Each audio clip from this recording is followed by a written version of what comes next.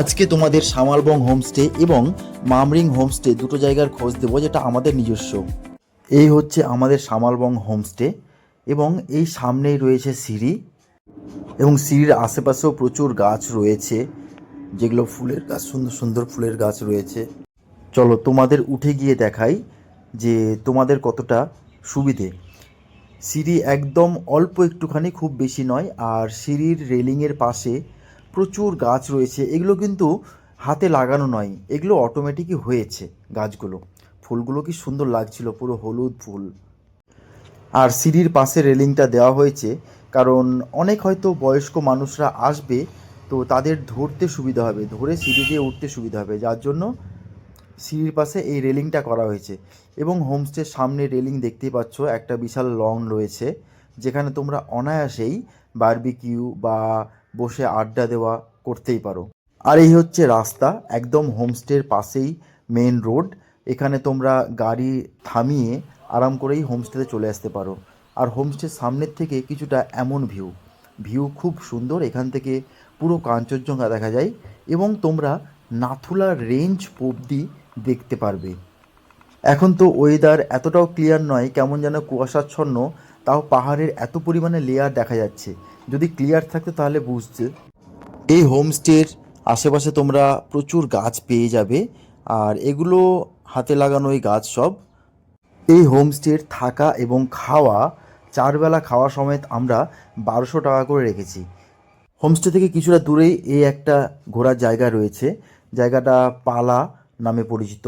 এখানে একটা নদী, আর এই নদীর এই পাশটাতে এরকম আছে, আর ওই আরেকটা পাশে, সেখানেও তোমরা নেমে আরাম করে ঘুরতে পারো, ছবি তুলতে পারো।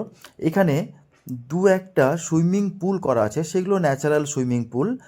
বলে রাখি, আমাদের এই হোমস্টে শিলিগুড়ি থেকে মাত্র 3 ঘন্টা ডিস্টেন্সেই তোমরা চলে আসতে পারবে খুব সহজে, রাস্তাও খুব। তাছাড়া এখানে ছবি তোলার জন্য বেশ সুন্দর সুন্দর ভিউ পয়েন্ট রয়েছে। এই জায়গাটা আমাদের হোমস্টে থেকে গাড়ি করে মোটামুটি 20 মিনিট মতো লাগবে এখানে আসতে। এবং এখানে তোমরা বিকেলের টাইমে এসে অনেক কিছু অ্যাক্টিভিটি করতে পারো, খুব সুন্দর একটা জায়গা। আমাদের আরেকটা হোমস্টে শিটংয়ের মামরিং জায়গায়, এটাও একটা অফবিট লোকেশান। এ হচ্ছে আমাদের দিনের ভিউ। এই হোমস্টেটা আমরা যখন চালু করার আগে ভিডিওটা করেছি বলেই অনেকটা সাজানো গোছানো নেই, কাজটা একটু বাকি ছিল। তো সেটা এখন পুরোপুরি কমপ্লিট হয়ে গেছে, কারণ এখন চালুও করে দিয়েছি, যার জন্য সমস্ত কিছু। আর এই হচ্ছে রাত্রের কিছুটা এরকম ভিউ। রাত্রের ভিউ খুব সুন্দর, দেখতেও খুব সুন্দর লাগছে।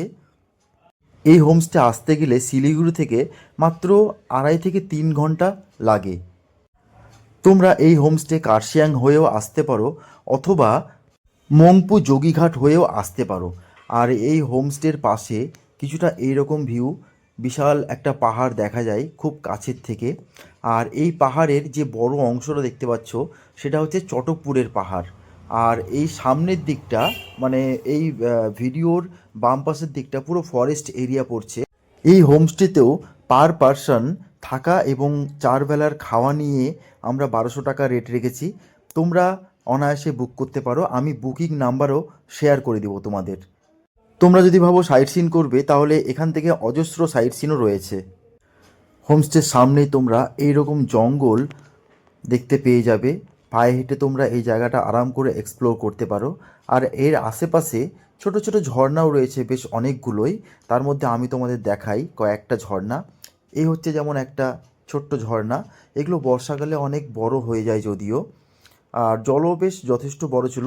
এই ঝর্ণা ঠিক ওপরে বিশাল একটা বড় দেখা যায়, কিন্তু সেটা পায়ে হেঁটে উঠতে হবে। তোমাদের অরিজিনাল সাউন্ড শোনাই এই ঝর্ণার।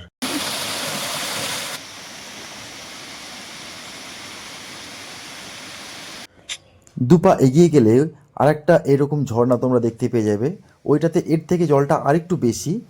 এই হচ্ছে ঝর্ণা। ये सब ऊपर है। ओह वाह, वाह।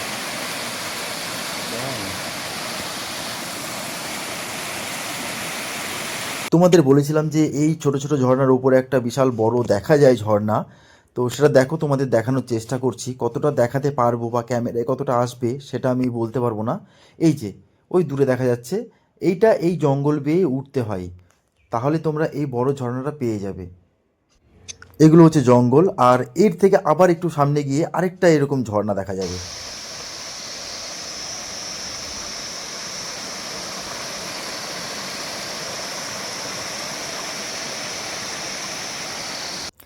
এই হেঁটে এসে এইখানে তোমরা এরকম একটা ভিউ পেয়ে যাবে, খুব সুন্দর লাগবে ভিউটা, পাহাড়ের অনেক লেয়ার দেখা যায়।